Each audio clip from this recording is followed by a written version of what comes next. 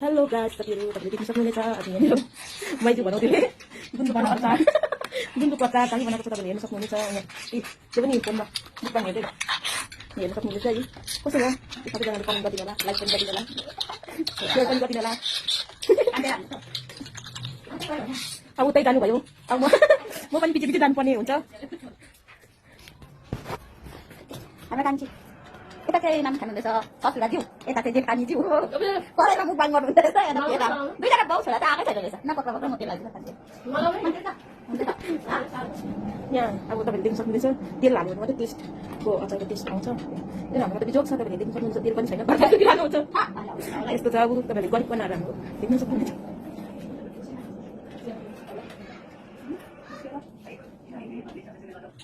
यहाँ हाम्रो बहिनी छ आज क्याप्टेन भएको खुसीमा। तपाईँलाई बधाई छ बहिनी, मिठाई खुवाउने विचार छ कि छैन त्यो चाहिँ भनिदिनु होला। उसलाई अरू के चाहिन, फोन बाइक अरू के चाहिन, आमा पनि चाहिन, दिदी पनि चाहिन, दाजुबहिनी कोही पनि चाहिन उसलाई हो। यस्तो छ जिन्दगीको गोरेटोमा।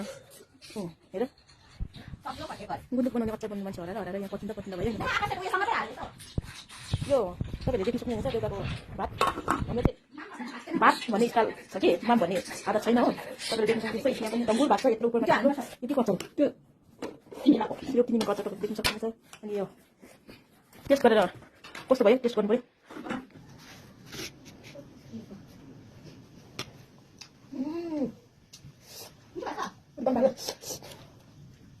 यस्तो टेस्टी भएछ कि जो तपाईँको हातै चटन चटन लाग्यो। यो चाहिँ किनेको अचार हो। के हालेको टमाटर, काँचो टमाटर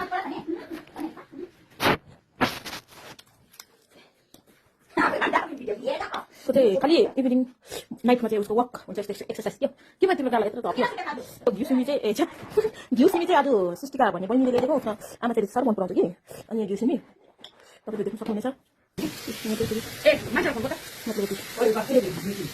छ, झिङ्गे सब्जी बनायो त्यति हालेर झन् यो अन्डा पर्यो आलुदम पर्यो।